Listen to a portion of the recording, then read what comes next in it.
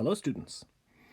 So, what today's lecture is all about is an important consequence of the Cauchy criterion, namely a criterion for convergence that's indicated by the word contractive. And if you like, contractive sequences are those that get exponentially close to their limit. That is, the rate at which they get close to their limit is proportional to the distance between the output and the limit. And as one might expect, if I even use the word limit in there, contractive sequences converge. So let's go ahead and get started. So this is a group walk. So what I advise you do is maybe even get together with some people, walk through this material, maybe get stuck, maybe don't, and then watch through this and see if it makes sense. So this is a consequence of the Cauchy criterion. So let's start with this.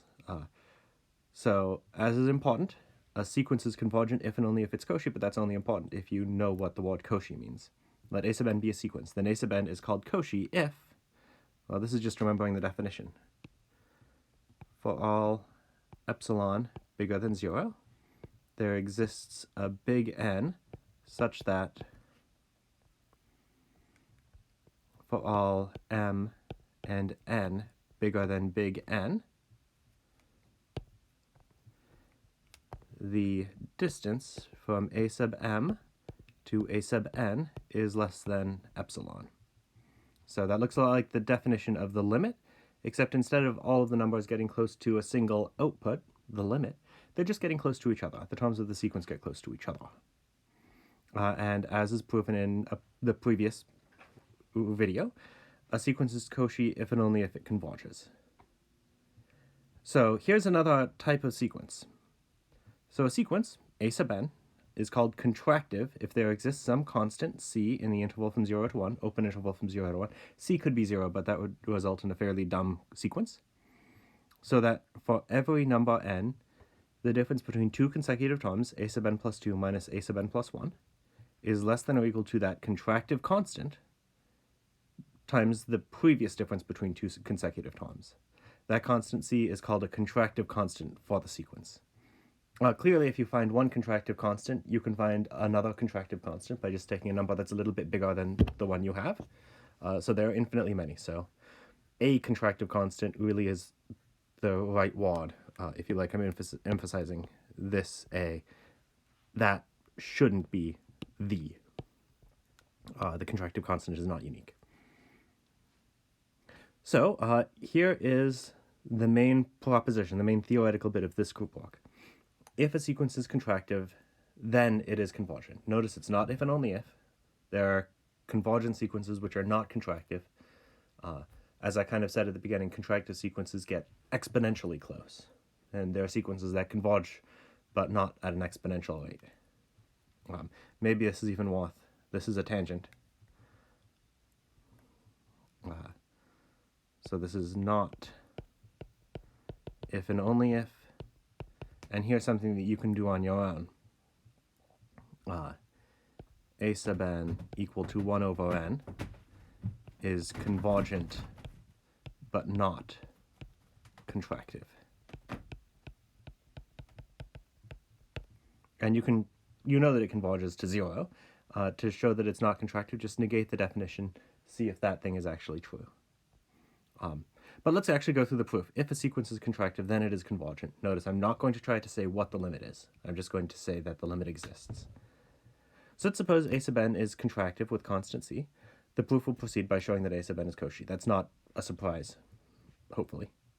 And there are a few steps. The first step will be to show that for every natural number k, the difference between ak plus 1 and ak, so the difference between two consecutive terms, is less than or equal to an exponential term, c to the power k minus 1, multiplied by the difference between the first two terms. And this is going to be by induction, so let's proceed by induction. So, base case. I don't want to use the color red right now. Base case. So let's take n equals 1. Sorry, k equal to 1.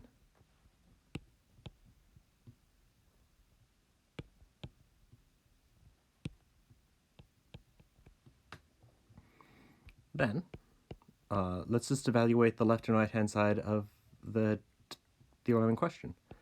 The left-hand side is k equals 1, absolute value of a2 minus a1. The right, let's be a little bit more descriptive than that.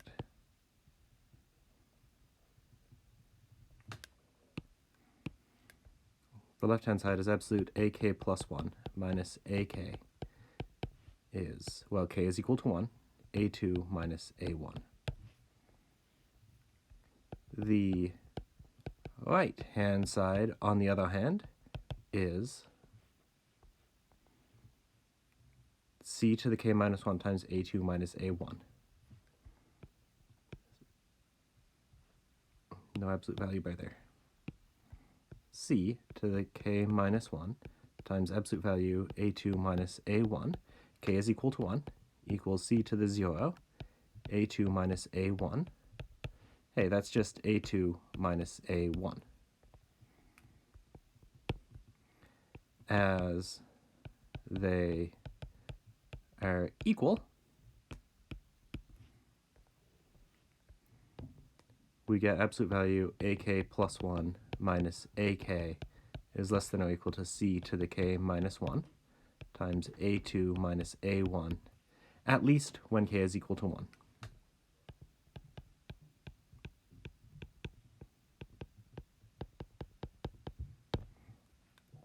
And I'm going to switch colors just to set it off a little bit. Let's do the inductive step.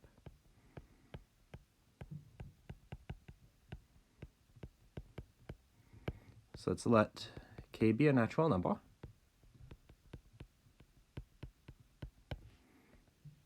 And let's assume, for this natural number k, absolute ak plus 1 minus ak is less than or equal to absolute c to the k minus 1. Oh, no absolute value by there.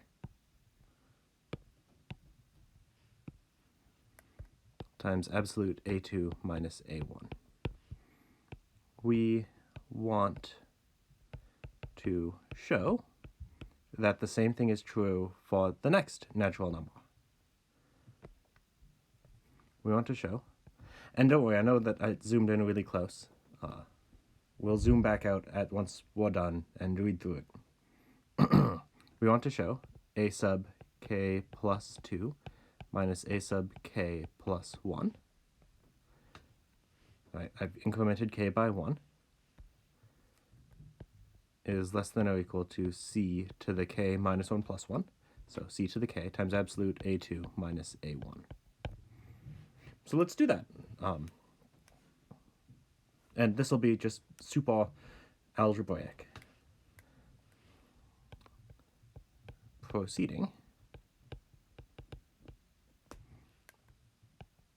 ak plus 2 minus ak plus 1 is certainly less than or equal to c times absolute ak plus 1 minus ak, as c is a contractive constant for ak. Well, now I can use the inductive hypothesis. That's less than or equal to c times c to the k minus 1, absolute a2 minus a1, by the inductive hypothesis. I'm going to run out of space, which, well, isn't that surprising. That is now equal to c to the k times the absolute value of a2 minus a1, completing the inductive step.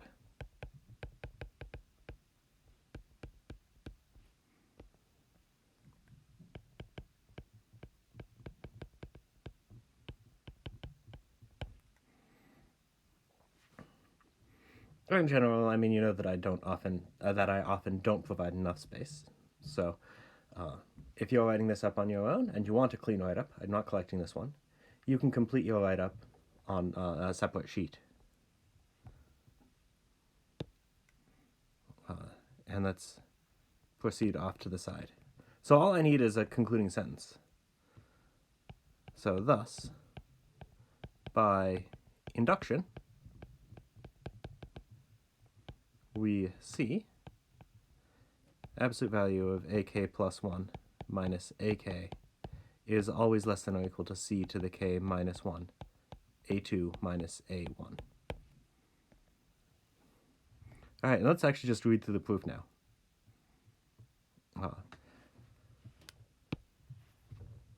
So we want to use induction to prove that for every natural number k, ak plus 2 minus ak is less than or equal to c to the k minus 1, a2 minus a1. In the base case, we take k equals 1. We want to prove something for every natural number. 1 is the smallest natural number, so that should be our base case. The left-hand side of the inequality to be proven is, well, a2 minus a1. On the other hand, the right-hand side is a2 minus a1. As they are equal, we conclude that we get the less than or equal to we need, at least for k equals 1. The inductive step, fix a natural number k, assume ak plus 1 minus ak is less than or equal to this power of c to the k minus 1 times a2 minus a1. So that's exactly what I want to show. That's how induction walks. We want to show that it walks after we increment k by 1. So we want to show this.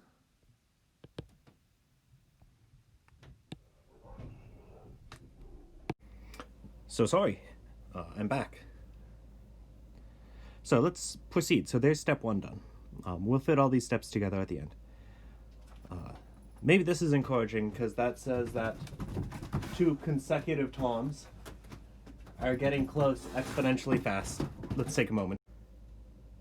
Sorry, the cats are just having a really traumatizing time. So that says that 2 consecutive terms are getting close exponentially fast, where in this case, exponentially literally means that the difference between 2 consecutive terms is an exponential times a constant.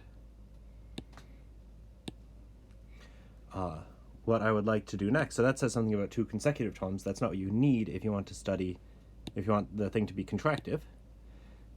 You need any 2 terms to get really, really close to each other, and here's how I'll get that. So this is just a triangle inequality. So let's show that the difference between any 2 terms is less than or equal to the sum of the difference between all of the terms between. So if you expand out what this side is, this is, if you like, just motivation, though it will be how the proof will go. Let's look at what that is. So there will be the term when k equals 1, n. That's a sub n plus 1 minus a sub n plus, so there's the term k equals n. Next is the term k equals n plus 1. We'll get absolute value of a sub n plus 2 minus a sub n plus 1. Sorry, the legibility is kind of crap.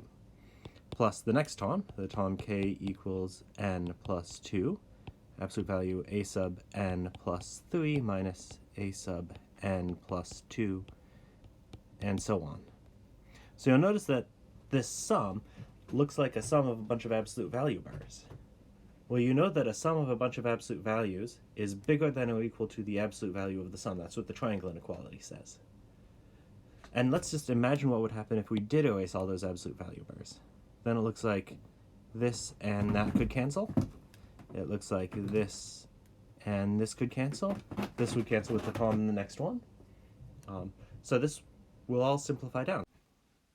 So we could use that strategy, and maybe you did in your write-up. Maybe I'll go for an argument that's a touch more inductive. It'll still use the triangle inequality, just the 2-term one. So let's proceed by induction. Specifically, induction on M.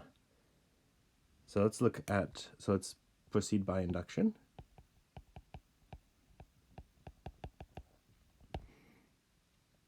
So let's see, I want to prove something is true, not for every value of M, but just for values of M that are greater than N. Oh, so maybe it would be good to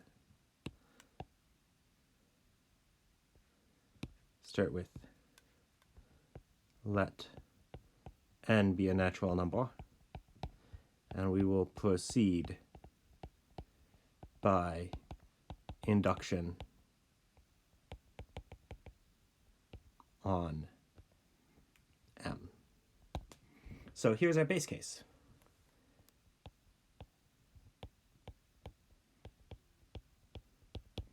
Our base case will be M equal to n plus 1.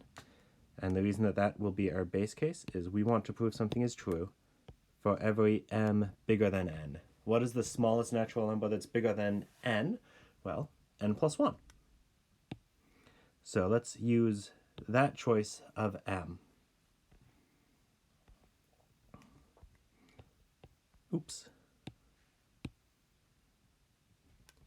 The inequality we want to show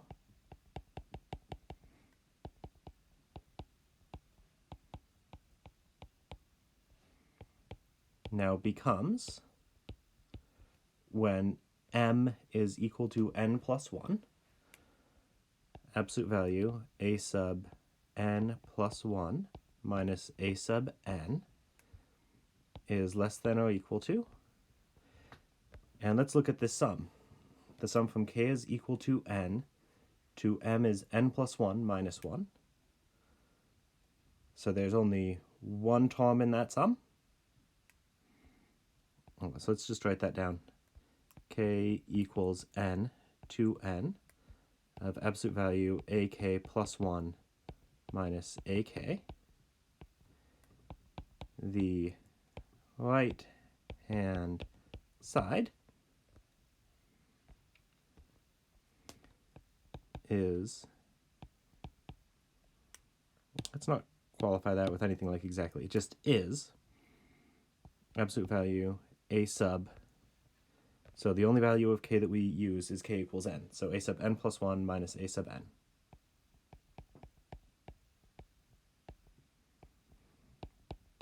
Thus, the inequality to be proven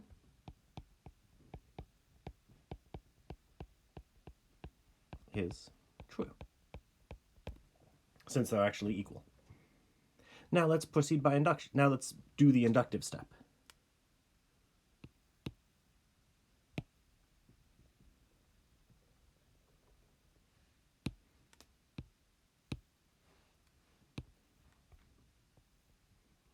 And I think I am going to follow this pattern of switching colors. The inductive step.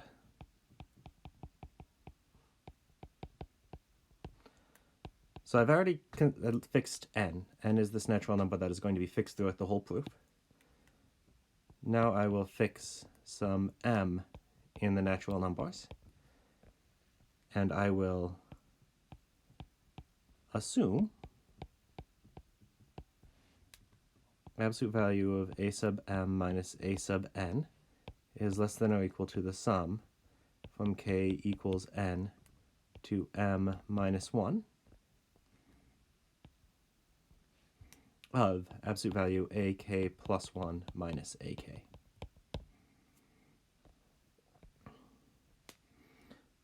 We must show that the same thing is true after I increment m by 1, because I'm inducting on m. So we must show absolute value a sub m plus 1 minus a sub n is less than or equal to the sum from k equals n up to m minus 1, but plus 1, because I'm incrementing m by 1.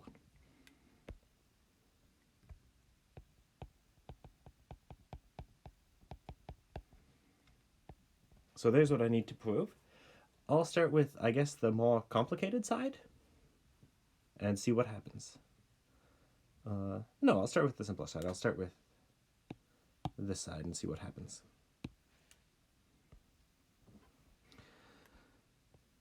Well, absolute value of a sub m plus 1 minus a sub n is certainly the exact same thing as a sub m plus 1 minus a sub m plus a sub m minus a sub n, which in turn is less than or equal to absolute value of a sub m plus 1 minus a sub m plus absolute value of a sub m minus a sub n. And right here all I've used is the triangle inequality by the triangle inequality. But I should not go over the page quite so far as that, even if I can.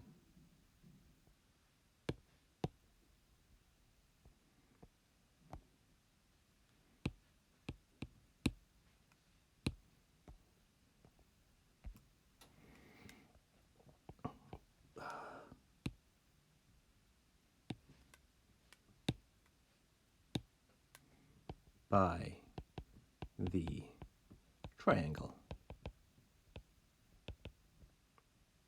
inequality. But check it out. This piece is one of the terms that we see in this sum. It's the k equals m term in the sum we want. This is something we can use induction to understand.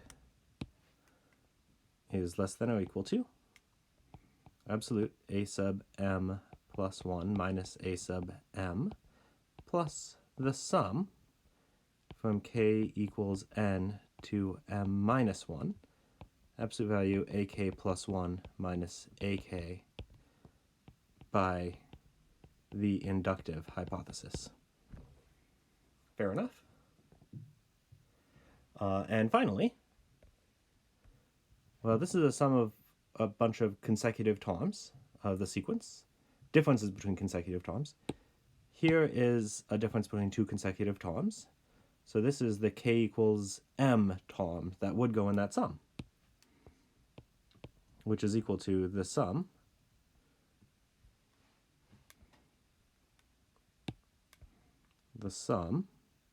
from k equals n up to m absolute ak plus 1 minus ak. And here all I'm using is by combining this term into that sum. And so I've run out of space, but this is an inductive proof that's just the same as the proof that we just did. So we've shown that this is less than or equal to that. That's what we needed to show in the inductive step. Thus, by mathematical induction, we conclude that for every natural number m bigger than n, this inequality is true. That's exactly what we needed to show. Nice. So the next thing to do is to use the previous two steps and the formula for a geometric sum to prove this, or something like it.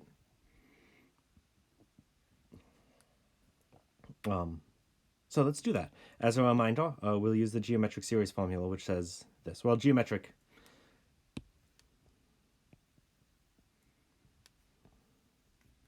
sum.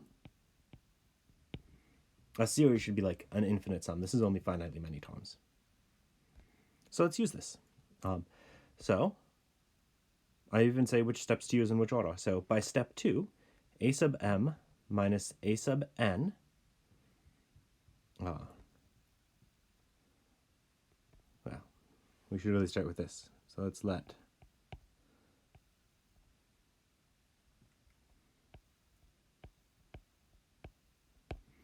a sub m minus a sub n by step 2 is less than or equal to the sum.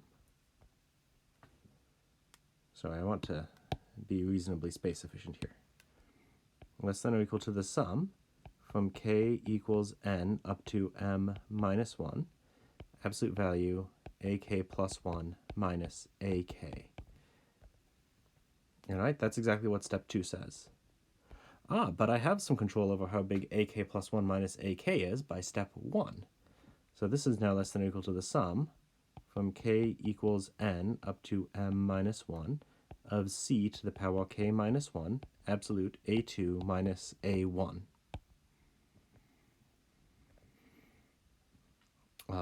So let's take a look at this sum. This has no k's in it. This is a constant. You can pull constants out of sums. This is exactly equal to the sum from k equals n to m minus 1 of c to the k minus 1. Let's just use parentheses to emphasize. Absolute value a2 minus a1. Now I see a geometric sum. There's a geometric sum. Sorry. There's a geometric sum. You can't see where I point if I don't do that. So I can use this formula. So this formula says if you add up a bunch of c to the k's, which I am, maybe let's even make one more change so it's more obvious these are the same. That's c to the k minus 1.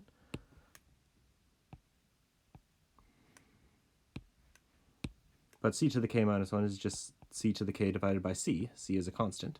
There.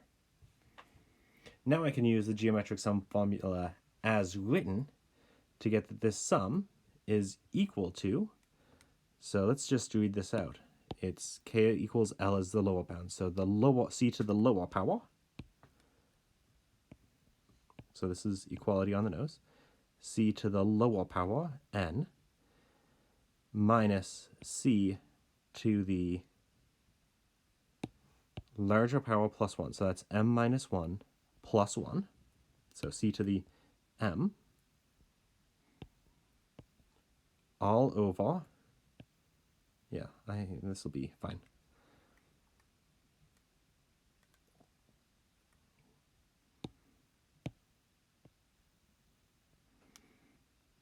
Yeah. I was thinking about erasing it so I could write it smaller. Divided by 1 minus c, but I'll be okay for space, I think.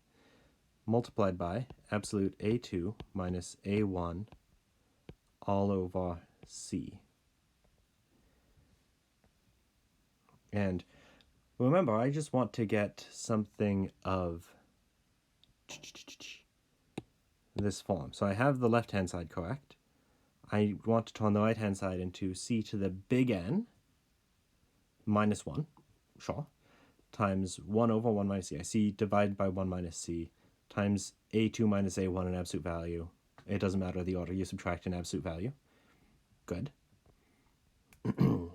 So let's see what we can do here. So let's look at this term right here. So I'm subtracting a little bit. Subtracting a little bit can only make things smaller as long as the thing you're subtracting is positive, which it is. So let's see. Let's use two things. I'll use the fact that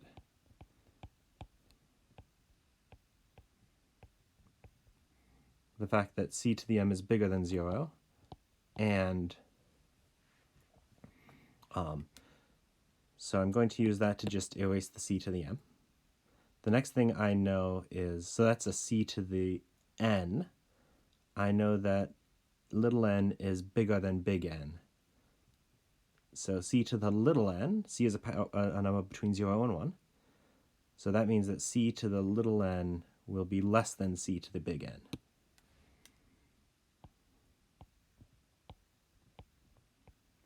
So let's use those two moves to see that this is less than c to the big N divided by 1 minus c times absolute a2 minus a1 all over c. But hey, that's exactly what we want. That's c to the big N minus 1 divided by 1 minus c absolute a2 minus a1. Nice. So the whole point of doing all of that crap was to show that this thing is Cauchy. So as little n, big N rather, gets big, c to the big N minus 1 gets small. So let's see, as the limit, as n goes to infinity, of c to the n equals 0, we see that there exists a choice of big N. No, we aren't going to use that just yet. Let's use some limit laws first. We see that the limit of c to the n minus 1 divided by 1 minus c absolute a2 minus a1, n goes to infinity, equals 0. Thus, there exists a choice of big N such that, well, let's just say it this way. C to the big N minus 1 divided by, I left out something important. If I want to show something is kosher, I should start by letting epsilon be bigger than 0. That should be my first line.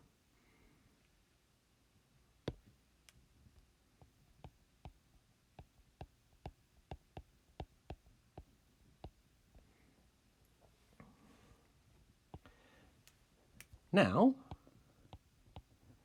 let's let little m be bigger than little n be bigger than big N.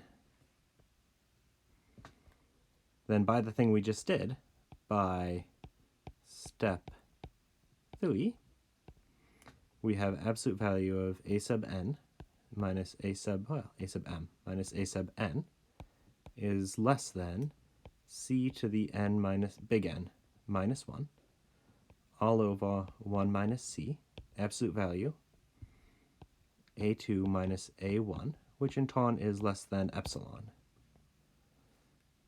Thus, a sub n is Cauchy, as claimed. But the proposition we were working towards, it's important to see that you've actually concluded what the proposition claims, doesn't ask to show that the sequence is Cauchy. It asks if it says that the sequence is convergent.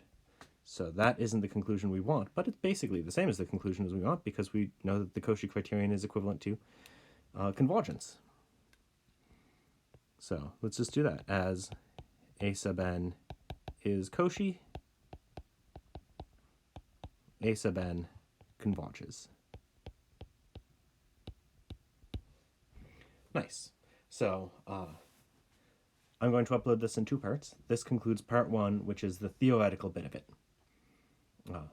After this uploads, I'll talk through the second part, the bit that is very explicit. We will consider explicit examples of sequences and conclude things about their limits. Nice.